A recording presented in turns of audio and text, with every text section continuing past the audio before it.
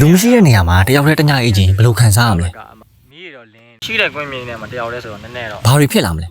ဒါကိုသိဖို့အတွက်ကျွန်တော်အခုရောက်နေတဲ့ရွာအပြင်ကလူမရှိတဲ့ကွင်းမြင်ကြီးမှာတယောက်တည်းအေးကြီးကိုတွားခဲ့ပါတယ် အဲ့ဒါတော့အဲ့ဘက်မှာအခုကတော့ဒီနားလောက်ကြီးကရှိရတော်တော်လေးလှပထမပြစ်ခံတာဒီပင်ကနေအနောက်ဒီပင်ကိုနှစ်ပင်ပူးပြီးတော့တဲကိုကျွန်တော်စနာစောက်တဲ့နေရာတွေဖြတ်ပြီးတော့အခုကျွန်တော်ဒီနားအဲ့တစ်ပင်ကြီး ကျွန်တော်ရွာနဲ့တော်တော်ဝေးဝေးကိုရောက်လာပြီးညအိပ်ဖို့အဆင်ပြေတဲ့နေရာမတွေ့တဲ့အပြင်ကျွန်တော်လည်းမောလာတာနဲ့အပေတပင်အောက်မှာခဏနားနေလိုက်ပါတယ်ပိုဆိုးတာကကျွန်တော်ယူလာတဲ့ရေကကျွန်တော်လမ်းမှာတင်တောက်လို့အကုန်ကုန်သွားခဲ့တယ်အဲ့တော့နေစရာရှာရမယ့်အပြင်ကျွန်တော်ကအခုတောက်စရာရေပါလိုက်ရှာ နားနေနေလှမ်းတွေ့တာဒီအနောက်ကအဲ့ပင်ကြီးပေါ့နော်ဒီကောင်မစိုးတော့မိုက်တယ်တနေရာထဲမှာသူကတပင်နဲ့အောက်ကလည်းကွင်းလိုမျိုးပြောင်းနေတာဆိုတော့အဆင်ပြေလောက်မယ်လို့တော့မျှော်လင့်ရတာပဲအဆင်ပြေလောက်မယ်လို့တော့မျှော်လင့်တယ်ဘိုက်ကလည်းစားတယ်ကျွန်တော်ငပြောသေးတော့ပါတယ်ငပြောသေးစားရင်ရေစားမှာဆိုလို့ကျွန်တော်ငပြောသေးတော့မစားသေးဘူးနည်းနည်းအစာခံပြီးတော့ရေရင်ရှာလိုက်အောင်မယ်အခုလို့တော့အဲ့ပင်ပဲကျွန်တော်ဆက်လျှောက်လိုက်အောင်မယ်ကျွန်တော်အပင်ကြီးနောက်ရောက်တော့အပင်ကြီးကအရေးတော်တော်ကောင်းတဲ့အပြင်ပတ်ပတ်လည်မှာလည်းတခြားအပင်တွေစီကိုတွားဖို့အရန်ဝေးနေပြီနောက်ပြီးကျွန်တော်ကတောက်စရာရေရှာအောင်မဲ့အပြင်ညအိပ်ဖို့အတွက်တဲလေထိုးအောင်မှာဆိုတော့အဲ့အပင်ကြီးမှာပဲအိပ်ဖို့ဆုံးဖြတ်လိုက်တယ် ပြအောင်လောက်အောင်မလဲဆိုတော့ဒီနီးနားမှာဒီပင်ကလွဲပြီးတော့တခြားပင်တွေကမရှိတော့ပတ်လည်မှာအပင်တွေကတော်တော်ကြီးကိုဝေးသွားပြီဒီနားမှာဒီကောင်တပင်ပဲရှိတော့ဟိုရှေ့ဘက်မှာတော့ဖုံးကြောင်းလာပါတော့ရှိတယ်တော်တော်ဝေးတယ်ဆိုတော့အဲ့တော့ရတော့ဒီမှာပဲဒီညောက်ဒီမှာပဲတဲထုတ်ပြီးအိတ်လိုက်ဖို့တော့စဉ်းစားရတယ်ထုတ်ကတော့အောက်မှာတော့ချလိုက်တယ်ထုတ်ကပထမကတော့ကျိုးဝိတ်နဲ့လာတာကျိုးဝိတ်ကပစ္စည်းတွေကျွန်တော်စောင့်ထည့်လိုက်တာအဲဆိုကျွန်တော်စောင့်မပိုင်ညမအိတ်တော့စောင့်ထည့်လိုက်တာကျိုးဝိတ်ကဇီးပြတ်သွားတော့ကျွန်တော်ကတော့အဝတ်ထည့်တဲ့အိတ်နဲ့ပဲအဲ့ဒါနဲ့ပဲထည့်ခဲ့လိုက်တယ်ဘာကြီးဆက်ပြည့်ရုံလဲတော့မသိသေးဘူးကြာခုလောဆယ်တော့ဒီမှာပဲခဏနာပြီးရှေးလိုက်ရှာမယ်ရွာတွေကတော့ကျွန်တော်တို့ပြောလိုက်တယ်အရှိပဲတက်တက်သွားလို့ရှိရင်တော့ဟိုဟာမြစ်ရှိတယ်လို့တော့ပြောတယ်ပစ္စည်းတွေနေရာချပြီးကျွန်တော်အဲ့ဘက်ဆက်သွားမယ်မြစ်မှာကျွန်တော်ရေသွားခတ်မယ်ပေါ့ဗျာရေကတော့ ကျွန်တော်လည်းအထုပ်တွေနေရာချပြီးမြစ်ဘက်ကိုသွားဖို့အတွက်ပြင်ဆင်ပါတော့တယ် သွားရှာမှာပေါ့နော်တောက်စရာဘက်ကိုသွားမယ်မြစ်ဘက်ကတော်တော်ဝေးတယ်ထင်တာပဲဒီကလမ်းကြည့်တာတော့ဘာမှမတွေ့သေးဘူးကျွန်တော်လျှောက်လာမိနစ်20 ကျွန်တော်လမ်းလျှောက်လာတာမိနစ်20လောက်ရှိရတော့ကျွန်တော်မြစ်ရဲ့အရေးအယံကိုမတွေ့ရဘူးဒါပေမဲ့ကျွန်တော်နဲ့တော်တော်ဝေးမှာတော့ကျွန်တော်နွားတွေကိုလှမ်းတွေ့လိုက်တယ် မှာတော့နွားတွေတော့တွေ့တယ်နွားတွေရွာဘက်ကလူတွေများနွားလာကြောင်းလာလားမသိဘူးကျွန်တော်အဲ့လိုဆက်မေးကြည့်လိုက်မယ်မြစ်ဘက်မှာရှိတယ်ဒါမှမဟုတ်ရေရှာနိုင်မလားကျွန်တော်အဲ့ဒီကြောင်ရှောက်ပြီးမေးကြည့်လိုက် ကျွန်တော်လမ်းဆက်လျှောက်နေရင်လည်းလူကလည်းမောရေကလည်းငတ်လာနဲ့ကျွန်တော်အိမ်သားအရေးရှိတဲ့အပင်တပင်အောင်မှာခဏနား ဒီ နေ နေ လိုက် ရာလုံးမှာဒီတပင်ပဲရှိတယ်ဆိုရဟိုဘက်ကလည်းဘာမှမရှိဘူးကျွန်တော်နွားတွေတွေ့တာဟိုရှေ့ကဒီရှေ့နားအဲ့ထမ်းမင်နာလေးမှာနွားတွေတော့တွေ့တယ်အဲ့ဒီတော့ကျွန်တော်ဆက်လျှောက်ကြည့်လိုက်အောင်မယ်နွားတွေဘက်ကိုသွားမလားဒီမှာဖျားလာဖုံးကြောင်းလာရှိတယ်အဲ့ဘက်ကိုသွားမလားနှစ်လမ်းရွေးတရားတော့ရှိတယ်ဒါပေမဲ့ဒီဖုံးကြောင်းကတော့ပိုတော့နေတယ်ရှည်တွေပါလည်းရှိလောက်မယ်ဒီဆိုအကောင်းဆုံးကတော့ကျွန်တော်ကတော့ဖုံးကြောင်းပဲသွားတယ်လို့တော့ထင်တာပဲဒါပေမဲ့ကျွန်တော်မြစ်မှာလည်းရှောက်ချင်သေးတယ်မြစ်ကိုလည်းသွားကြည့်ချင်သေးတယ်ဘယ်လိုမျိုးလဲပါလဲစဉ်းစားလိုက်အောင်ပြီးရင်တော့ပြီးမှပဲ ကျွန်တော်ခဏလောက်စဉ်းစားပြီးနွားတွေစီကိုသွားပြီးအဲ့ရနွားကြောင်းနေတဲ့လူကိုမေးပြီးမြစ်ဘက်ကိုသွားပြီးပဲကျွန်တော်ဆုံးဖြတ်လိုက် ဆနာကျွန်တော်ပြတယ်နွားတွေရှိတဲ့နားတော့ရောက်တော့အရှိဆုံးတော့ရောက်တယ်ဟာကျွန်တော်အဲ့လိုမေးပြီးတော့မင်းနဲ့နီးသေးလားမေးပြီးတော့ကျွန်တော်သွားတယ်မသွားတယ်ဆက်စဉ်းစားလိုက်အောင်မယ်ရင်တော့သွားမေးကြည့်လိုက်အောင်မယ်နွားတွေကတော့အနောက်မှာတော့ရောက်ပြီဒါပေမဲ့ဘာလဲဆိုတော့ကန်ကောင်းတာလားကန်ဆိုးရလားတော့မသိဘူးနွားတွေနားလဲရောက်မြစ်ကလည်းအဲ့နွားတွေနောက်တင်ပဲဆောရကျွန်တော်မေးစရာတော့မလိုတော့ဘူးမြစ်ကလန့်တွေ့ရတယ်ကင်မရာနဲ့တော့မပေါ်ဘူးရောက်နေဘာကြီးစားနေကြရတော့ဘာမြတ်စားနေရလားအော်အေးစားအားတော့မစားတော့ပါကွာအေးကျေးဇူးပါကျေးဇူး ကျွန်တော်မြစ်ကိုရောက်တော့ကန်းဆက်မှာရေစင်းခတ်တာကန်းဆက်မှာနုံနေရအပြည့်ပဲပြီးတော့ရေရလည်းတိတ်မကြည့်ဘူးကျွန်တော်ကလည်းရေစာနေရနဲ့ရေနှစ်ဘူးတော့ခတ်ခဲလိုက်တယ် နှစ်ဘူးတော့ရတယ်ဘောပြန်တက်တော့ဒီနားတော်တော်နှစ်တယ်ရတာဘာဖြစ်လဲဆိုတော့အောက်ကနုံးမြေတွေတဲတွေကြီးပဲဆိုတော့ကျွန်တော်ပေါင်ရင်းထိတော့နှစ်သွားတယ်ပေါင်ထိကိုရှွန့်နေလဲပေးရတယ်ရေရတော့ရတယ်တိတ်တော့မတန့်ဘူးအနေတော့ပါတယ်ဒါပေမဲ့ကျွန်တော်မြေပုံမှန်ဆိုရင်တော့မြေတော့မတောက်အဲ့လိုဒါပေမဲ့အဆန်းတောက်ကြည့်လိုက်အောင်တောက်ကြတာတောက်နေကြမဟုတ်လို့နဲ့တူတယ်ကျွန်တော်တွေ့ရတော့တိတ်မကြဘူးအဲ့နဲ့တဲရတာလို့ရှွန့်ရတာလို့ပါအဲ့တော့ကျွန်တော်ဟိုရောက်ပြန်ပြီးတော့မီးတွေပိုင်းမွေးပြီးတော့ပြန်ကြိုးပြီးတော့တောက်မယ်ဆိုရမြစ်ကတော့တော်တော်မိုက်တယ်ကျွန်တော်ရေချိုးခြင်းစိတ်တွေတော့ပေါဒါပေမဲ့အခုချွေးတယ်လည်းမတရားတော့အပူကလည်းတော်တော်ပူနေရဆိုတော့ဆင်းချိုးလိုက်ကျွန်တော်ဖျားသွားမှာဒါမှမဟုတ်အပူကန်သွားမှာကြောက်တယ်အဲ့တော့မချိုးတော့ ရှည်ငှက်တာလည်းပြေသွားဆိုတော့ကျွန်တော်ပြန်လျှောက်လိုက်အောင်မယ်ကျွန်တော်ပထမလာတော့ကနွားတွေတွင်လူရှိတော့လေဆိုပြီးမေးပြီးလာမယ်ဆိုပြီးတော့အဲ့လိုမျိုးဆုံးဖြတ်ပြီးတော့လာတာပဲဒါမှဖြစ်ချင်တော့နွားတွေနာရောက်တော့လူတွေကတယောက်မှမတွေ့ဘေးမဲ့လောက်ထားတဲ့နွားတွေဒါမှမဟုတ်နွားရိုက်နေပဲလားတော့မသိဆိုရပန်းရှင်မရှိဘူးနဲ့တူပဲကျွန်တော်တကောင်လောက်ဖမ်းခဲ့မှနဲ့တူပဲအခုဝေးပြန်ရှောက်ကျွန်တော်မြင့်မှရိတ်ခတ်ပြီးရတယ်ကျွန်တော်ညအိမ်မဲ့အပင်ကြီးစီကိုကျွန်တော်ပြန်ခဲ့တယ်အပင်ကြီးစီရောက်တော့ကျွန်တော်ခဏနားပြီးတာနဲ့တဲစာထိုးဖို့အတွက်ကျွန်တော်ပြင်ဆင်ခဲ့တယ်ပြန်ပါတော့တဲဆောက်ဖို့လောက်ရတော့မယ်ဟိုလူကြီးကြီးမိုင်းမဟုတ်တော့ကျွန်တော်ဒီကအမိုးလေးနဲ့ပဲတာမန်ရွှေပြင်တဲပုံနဲ့မျိုးလောက်လေးအဲ့လောက်လေးတော့လုံမှပြင်မယ်မဟုတ်ရင်ညအမိုးမရှိရပြင်မှာဆိုလို့ဓာတ်တစ်ချောင်းလည်းပါတယ်ဒါကတော့ကျွန်တော်လုံးမယ်မယ်အဲပထမတော့အကိုင်းတွေပါတွေအပင်တွေပါတွေခုတ်အောင်ဆိုယူလာဒါမဲ့ကျွန်တော်အပင်စားရတာဝါသနာပါတဲ့ကောင်ဆိုတော့အပင်တွေခုတ်အောင်တိတ်တော့မကြိုက်ဘူးဆိုတော့ဒီမှာပဲဖြစ်လို့အောက်မှာကြာနေတဲ့အကိုင်းလေးပါလေးတွေအဲ့လိုလေးလိုက်ရှာပြီးတော့ပဲကျွန်တော်တဲလေးဆောက်လိုက်တော့မယ်မိနစ်ပိုင်းလေးနဲ့အပင်တပင်တက်ချင်ခဏလေးပဲစိုက်ရင်တော့နှစ်လေးကြာကြီးစိုက်ရတာဆိုတော့ရာဖြစ်နိုင်တော့အပင်တွေပါတွေမခုတ်ဖို့တော့ကျွန်တော်ကပြောချင်တယ်ကျွန်တော်အနေနဲ့ဆိုရင်တော့လို့အပင်တွေတက်ရတာတိတ်စိတ်ထဲဘဝင်တော့မကြောက်ဒီဘက်ကတော့ကျွန်တော်ညအိတ်ဖို့ဝစားပါညာလဲဖို့စောင်းရပစိုးရအင်ဂျီရဟိုဘက်ကတော့ကျွန်တော်စားဖို့ပြီးတော့ကျွန်တော်စနာမြစ်ကသွားခက်လာတဲ့ရေရဒီဘက်တော့ကျွန်တော်ညကြရင်လျှက်စစ်ပေါ့ပြီးထုံးမယ်ပါအာသွင်းအာကုံဝိုင်းအာသွင်းအောင်ဆိုရဒါကတော့ကျွန်တော်မီးမွေးဖို့အတွက်ယူလာတာပါတဲ့ပစ္စည်းတွေကတော့ဒီလောက်ပဲကျွန်တော်တိတ်ပြီးတော့ဒုံစားကြီးကျွန်တော်လဲစိတ်ကူးပေါက်လာနဲ့ထထွက်လာတိတ်ပြီးတော့မပြင်းစင်တော့နေရတော့ရှားတာတော့ဒီမှာပစ္စည်းတွေနေရာချပြီးရတယ်ကျွန်တော်လဲညကြရင်မီးမွေးဖို့အတွက်နဲ့တဲဆောက်ဖို့အတွက်ခင်းနဲ့တစ်ချောင်းတွေလိုက်ရှာသွားတော့တယ်ထန်းလက်တွေအောက်မှာကျိုးကြနေရရှိတယ်အခုဒါလိုက်ကောက်နေအောင်နော်စားဘူးတောင်းနေတွေ့ဘူးနော်တွေ့ဘူးမော့ဥရှိသေးလားမသိမရှိတော့စားဘူးတောင်းလေးမိုက်တော့မိုက်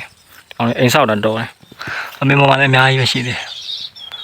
စားဘူးတောင်းထဲမှာအမဒီနားမှာအများကြီးပဲပြီးတော့ဒီစားဘူးတောင်းအတိုက်အခွန်လေးတော့ကျွန်တော်အတိုက်ပြက်လေးတော့ယူပါမယ်မီးစာလောက်ကောင်မီးမွင်းဒီကောင်နဲ့ဆိုပို့ပြီးတော့မီးတောက်တာလွယ်တယ်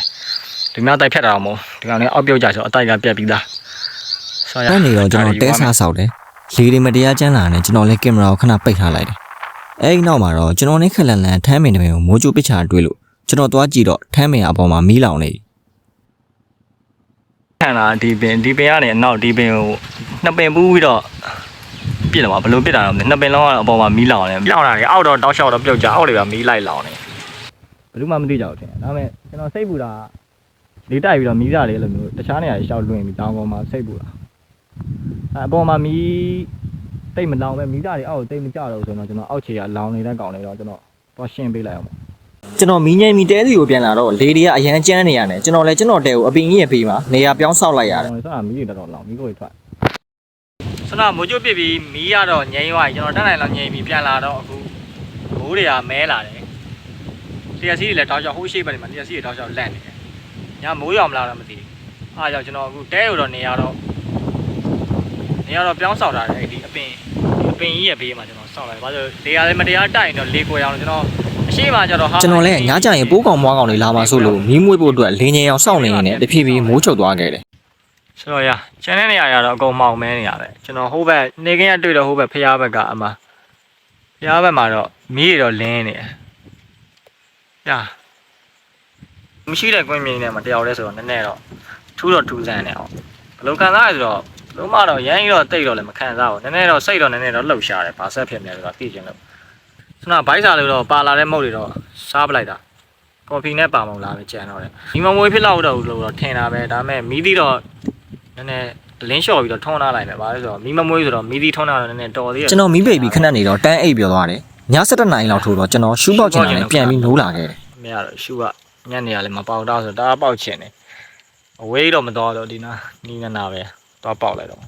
အဝေးသွားရင်လည်းမတရားမှောင်နေတော့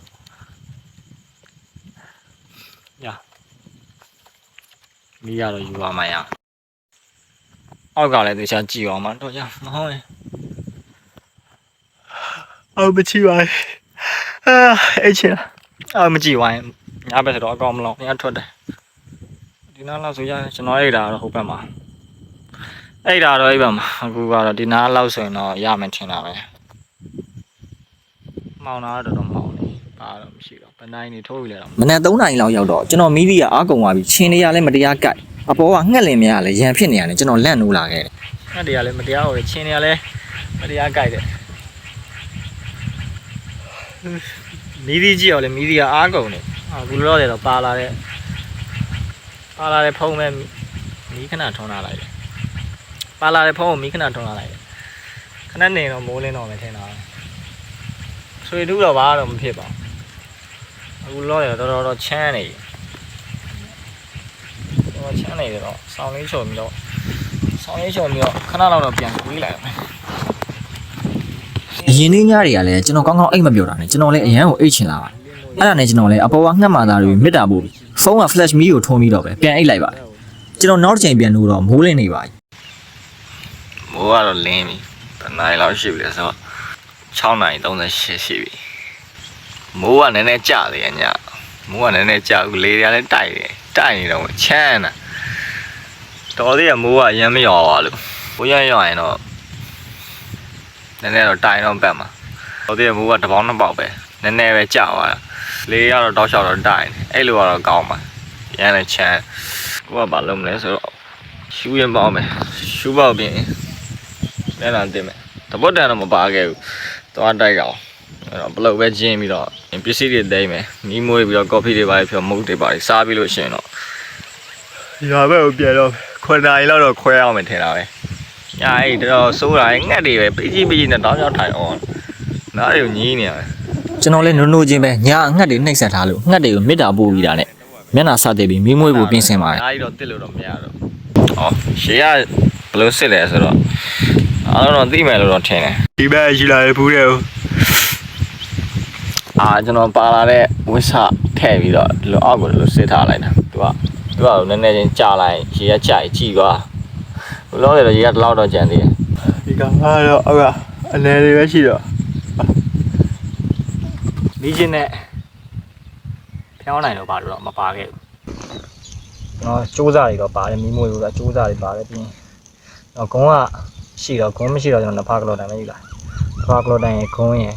sorry နဖာကလော်တန်ရဲ့ဂုံးရဲ့ကျိုးရဲ့ပြီးတော့ဝါတူရဲ့